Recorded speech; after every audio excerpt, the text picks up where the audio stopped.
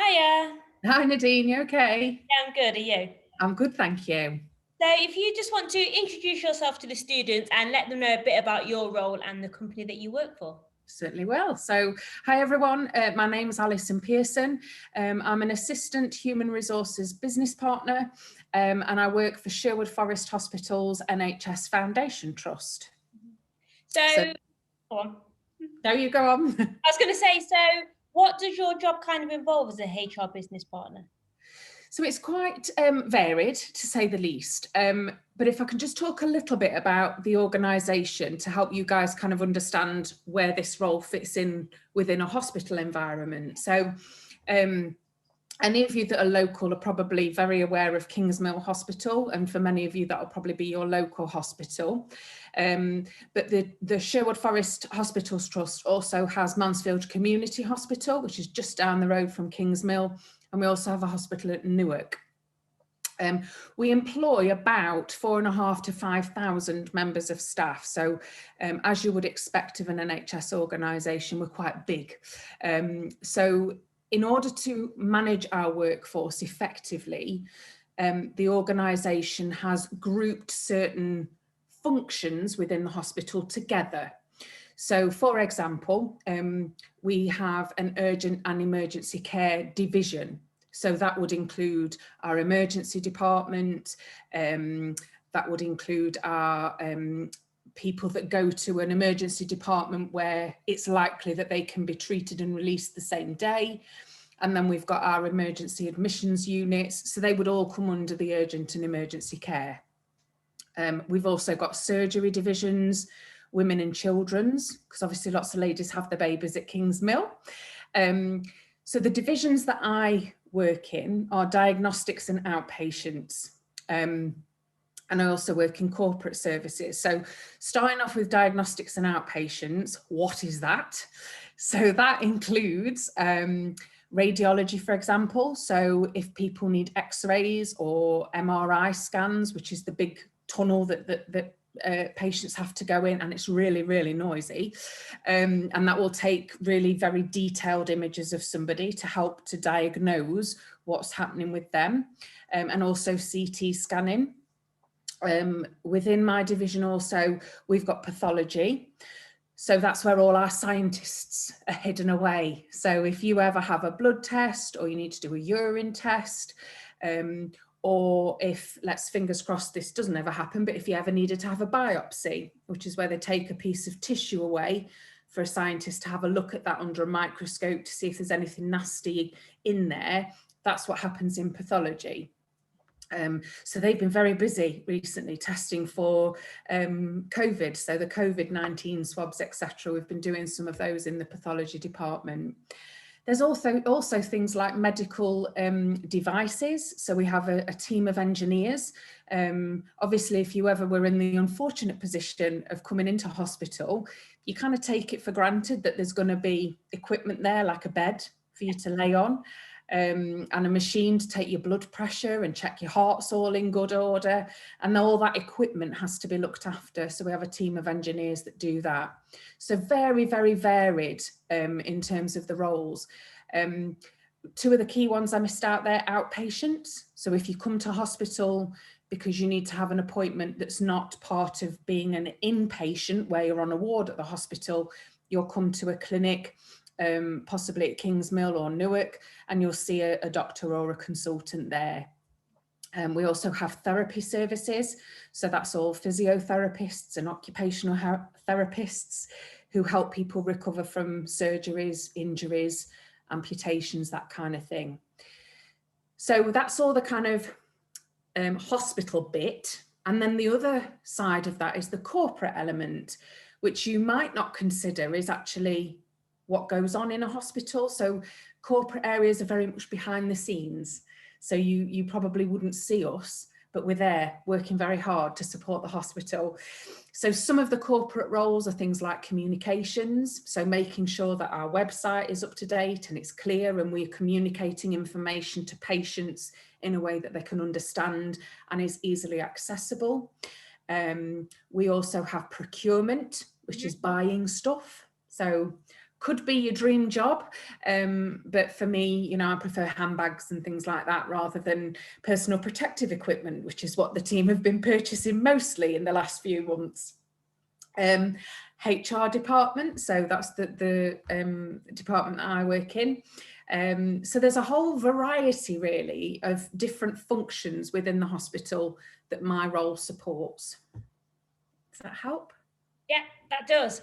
So what is a typical day like for you within your role? Gosh, well, no 2 days are the same. I think that's really fair to say.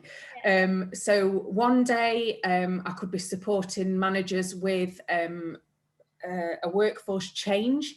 So some of the things that we do as business partners, as a HR role, it's quite a specialist role, and it's a role that you would work up towards if you were thinking of a career in HR. So you would start off perhaps in an assistant role, moving to advisor, and then you gradually increase your knowledge and experience to put you in a position where you're able to provide more specialist advice. Yeah. So part of my role is to make sure and to support managers with their workforce. So that's looking at workforce changes. So for example, the NHS as an organisation may decide that the way hospital trusts deliver a particular service needs to change because that's a good thing to do for the patients. But that change might affect the people that work in that service and treat those patients. So what we then have to do is look at how we can change the way the workforce is working, but in a way that's fair and looks after the needs of our patients, but also the interests of our colleagues. So we do quite a lot of work with our trade unions as well. So we work in partnership with them. We might be doing preparing some reports for our executive team. So every month we have a meeting, a divisional meeting with the executive team in the hospital, and that's where we report back on the workforce information that we're responsible for looking at on a monthly basis. And that includes things like recruitment, so how many people are in jobs and how many people have we not got in jobs. So where have we got gaps? Where do we need to get staff from to fill these gaps, and what are we doing to make sure that we haven't got gaps in our workforce, because that puts a lot of pressure on other staff. We also look at appraisals to make sure that all people in our workforce are having an appraisal. So that's an annual discussion that they have with their manager. They talk about things that have gone really well. They talk about things that perhaps could have gone a bit. So we got to appraisal, sorry about that. That's all right, we did. So I was just explaining how appraisals are an important part of an annual discussion with a manager to look back over the last year, things that have gone well, things that haven't gone quite so well. Look at goals for the next year. So what do I want to achieve in my job in the next 12 months? And also look at what learning I might need to do for that. So as an organisation, Sherwood Forest is really keen to develop staff and give people opportunities to learn and develop. So that'll all be captured in the appraisal. And that's important as well, because an appraisal is a confirmation, if you like, for the manager and the staff member that the job that they're doing is the right one and they're doing all the right things. So if we've got people that possibly aren't doing the right things in the right way, that could have an impact on the care that's given to our patients. Mandatory training is also something that we have to report back to executive team.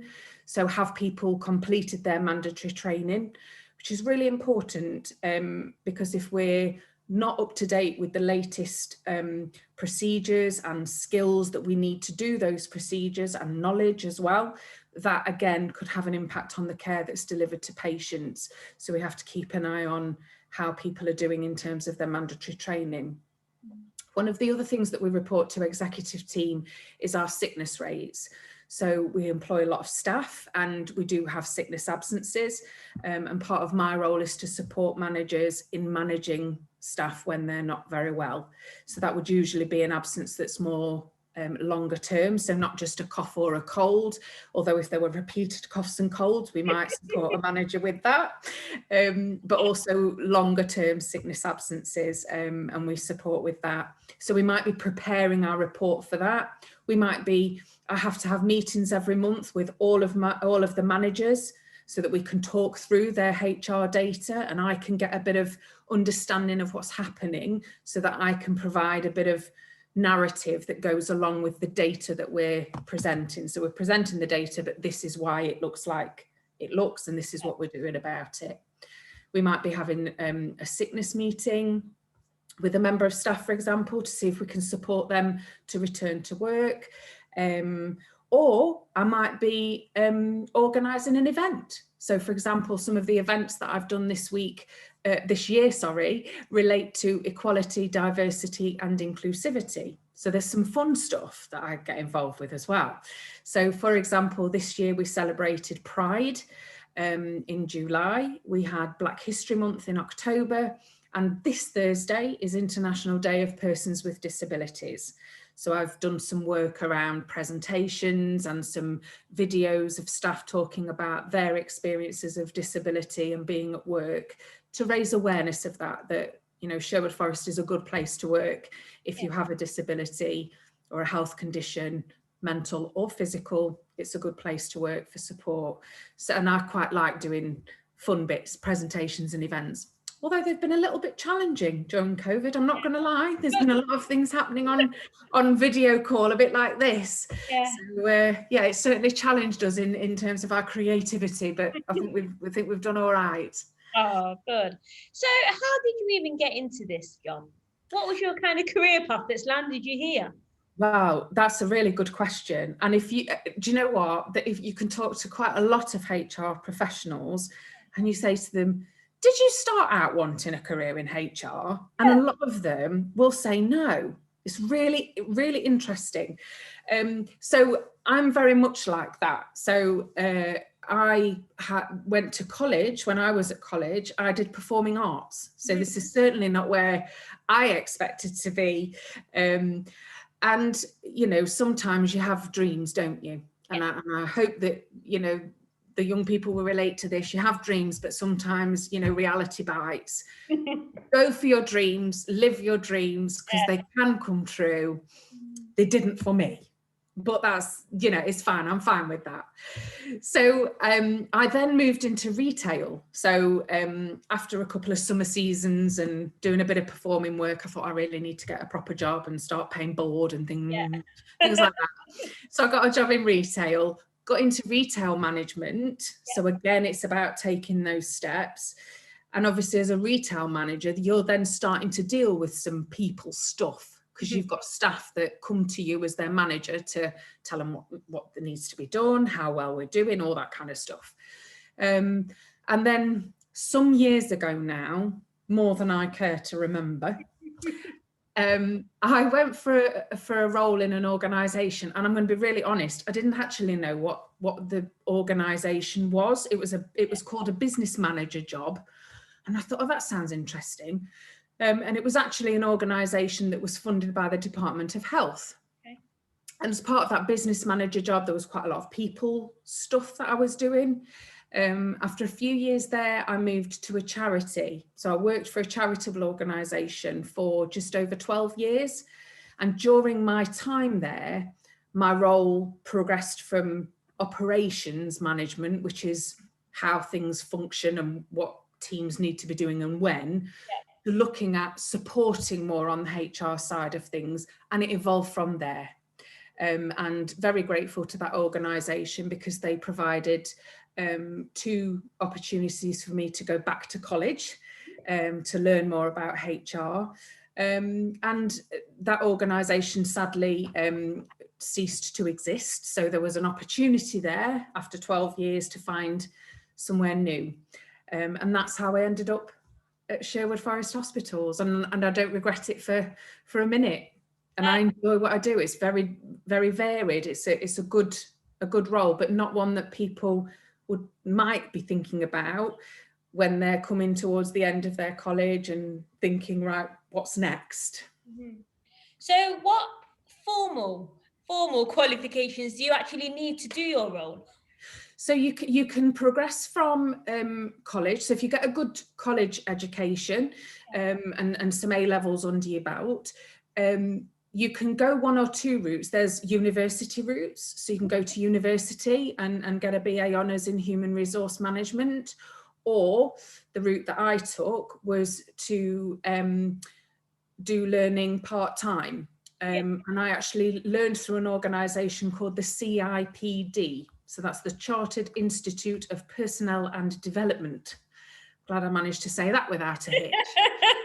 So anyone that's got even a bit of interest in perhaps the career potential of HR, that's a really good resource to have a look at. And the website is a lot simpler than the full name. So it's cipd.co.uk.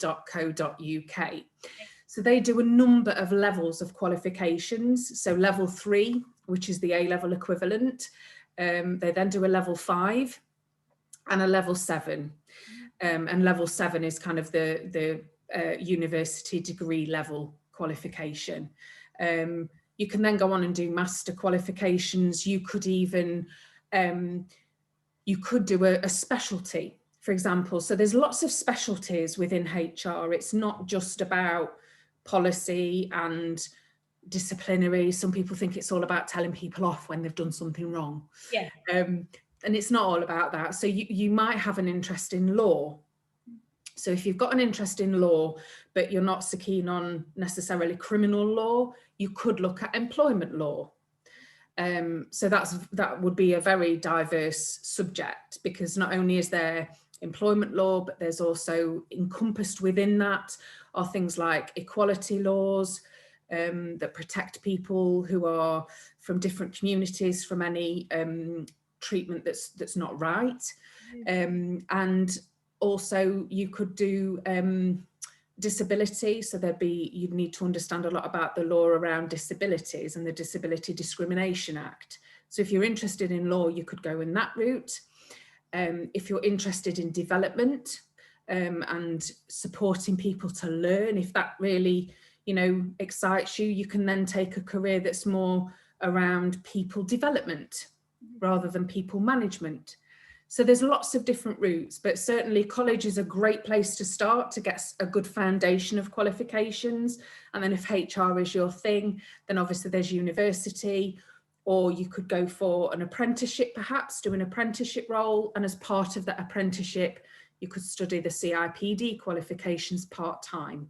So you're kind of learning as you go through, on the job learning, as it were. Yeah, that sounds really, really good. Would you say it's been kind of easier or harder than you expected to get to this point in your career? For me personally, I think that I had quite, well, it's kind of, I've got kind of two answers to that, I think.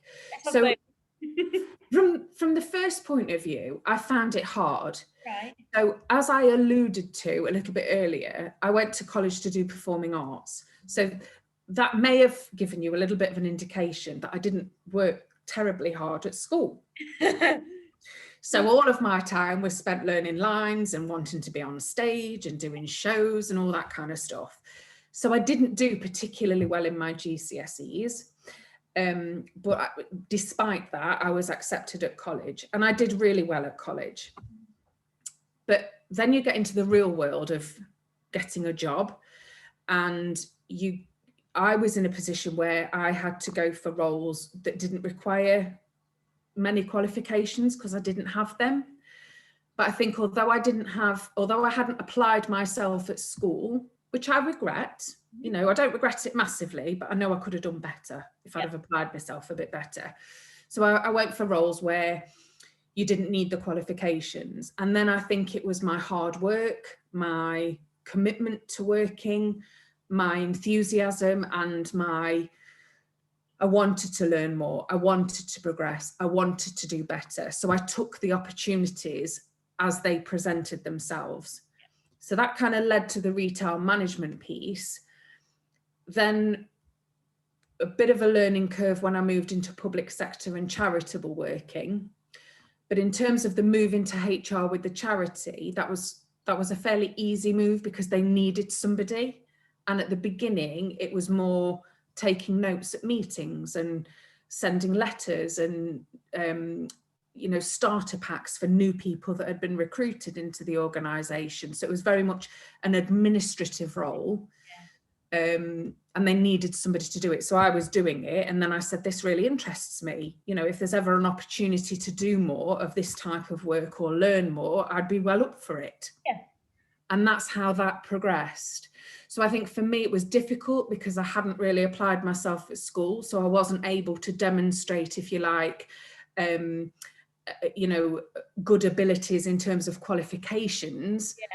But my abilities were able to be demonstrated in different ways. And certainly the learning was really helpful and challenging. I make no, I wouldn't lie about it. I find learning quite difficult. It's quite challenging for me. But yeah, so it was difficult in that respect. But for me, through going into a working environment and getting into HR that way, it then all seemed to slot into place, and I gradually became a manager, then a head of department, then a head of HR for a national organisation, and now obviously I'm with the NHS, which is awesome. It's good that you have really positive things to say. It's really good. I do enjoy work, and although I fell into this career, and certainly when I was sort of 16, 17, no one would have ever, if you'd have said, what will Alison Pearson be doing when she's as old as I am, and I refuse to give you the numbers, they wouldn't be saying, oh, she'll be a HR professional. It just wouldn't have entered people's minds. But it's very rewarding. It's difficult. Sometimes it's really tough, and we deal with difficult things where, there's hard decisions to make, and some of the sickness cases that we deal with are very difficult because we have colleagues that sometimes get really poorly, so it can be difficult, and there can be competing demands of your time as well, and interruptions as well from people that want to know the answer to something now. I want to know now. Yesterday. Yeah, so it can be quite fast-paced, fast-moving. COVID, certainly, I don't want to focus solely on that, but that just shows when you're in an extraordinary circumstance, you have to be flexible and you have to adapt the way you do things, the way you work. So, for example, we are talking today and I'm at home, you're at home, it's all very strange. But as a HR practitioner, it's good to be able to adjust and be flexible, because you might have a thought in your mind that would be a really good thing to do for a service, but actually when you talk it through, that actually you need to be a bit flexible in your thinking.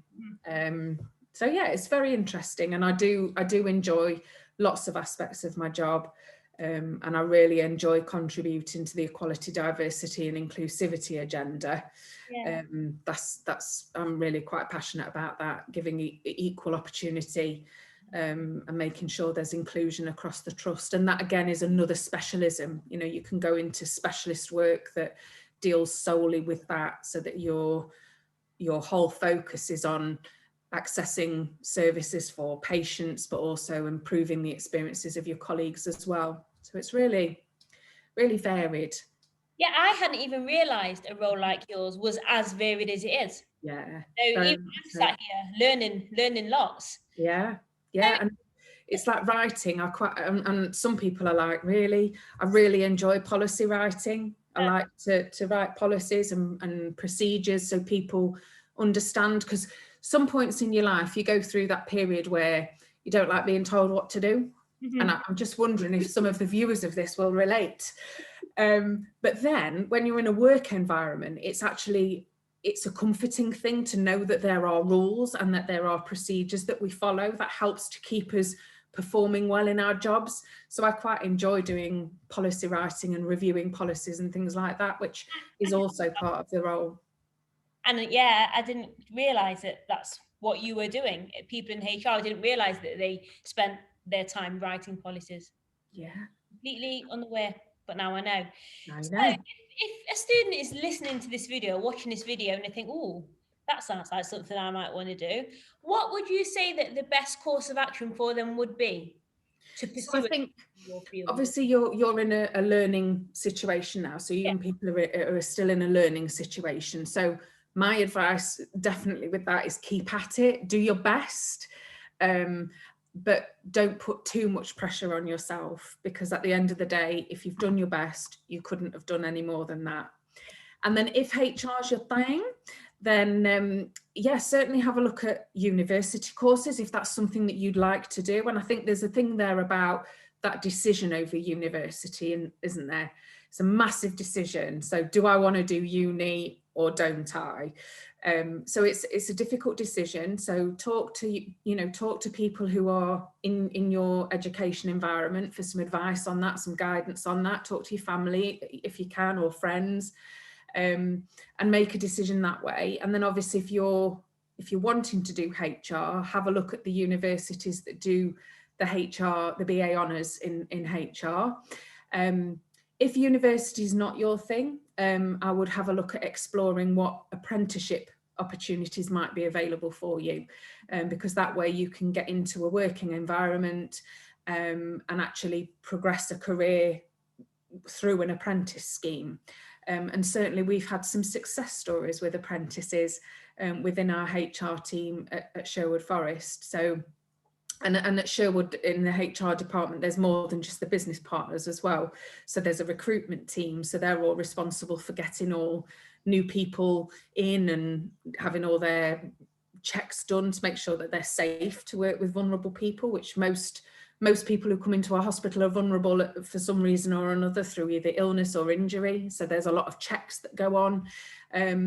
And there's a medical workforce team, so they look after all our doctors and consultants. There's an operational team who tend to do more of the policy side of things and procedures. So there's lots of different areas. So see if an apprenticeship would be your thing if university is not for you. And then whilst you're doing your apprenticeship, obviously you'll get some on-the-job learning, and have a look at the qualifications that are available through the CIPD as well. And the starting point for that would be a level 3. Amazing, cool. Is there anything you'd have done differently aside from maybe buckle down a little more in school? Oh, that's a really good question. Yeah, I don't regret not doing good in school, but I think the frustrating thing for me is I could have done better. And whilst I find learning difficult now, it's something that I embrace. And at some point, I keep saying this, and I'll probably run out of time eventually, but I'd love to have a degree. I'd love to get a degree. So I've got a degree level equivalent through the CIPD, but it'd be nice to have BA Hons after my name, So yeah, I might, if I'd have applied myself better when I had the opportunity in terms of my education, I may have chosen a university route. But would I have done things differently? I think if I had done things differently, I wouldn't be a HR practitioner. Yeah. So yeah, probably not, but definitely it would have been nice to have a university experience or a good educational experience. I think that's the thing. I didn't apply myself as I should have. Yeah. Would you ever consider getting a degree now, or would it render kind of useless at this point in your career? I think I would look at doing a degree. Yeah.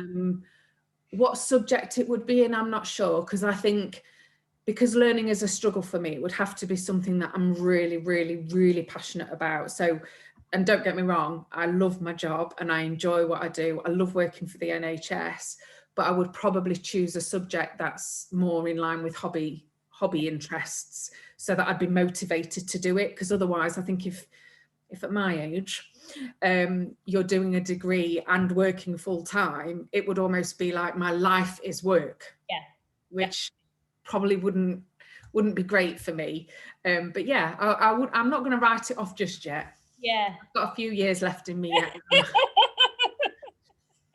Have you got any kind of resources that you can point students in the direction of? I know you said cipd.co.uk. Certainly. Whether that be books, podcasts, that will give them even more insight into what it is that you do. Yeah, I mean, if you like listening to your podcasts, there's lots that you can get. So I've got an iPhone, and I'm not sure what the equivalent is on Samsung or other mobile devices. Lots of mobile devices are available, but certainly the podcasts on Apple Podcasts, if you just put human resources in there, there's loads. There's a lot. I would tend to advise, if you're looking for resources like that, podcasts, websites, to find out more information, I would tend to always put in my search UK. Okay.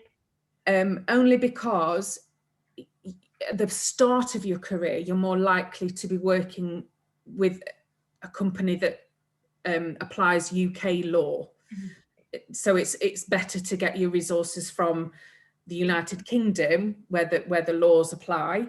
But certainly, in career terms, you could work for a global organisation. There are HR practitioners practicing in the UK, but their companies are global, so that they need to have an understanding of lots and lots of different legislation and laws for different countries. Some organisations, if you think of clothing manufacturers, some clothing manufacturers might sell from the UK, but their workforce who create the garments that we wear are made in another country many, many miles away. Yeah. So there might have to be considerations about how the workforce is treated in those regards, in terms of pay and conditions and things like that.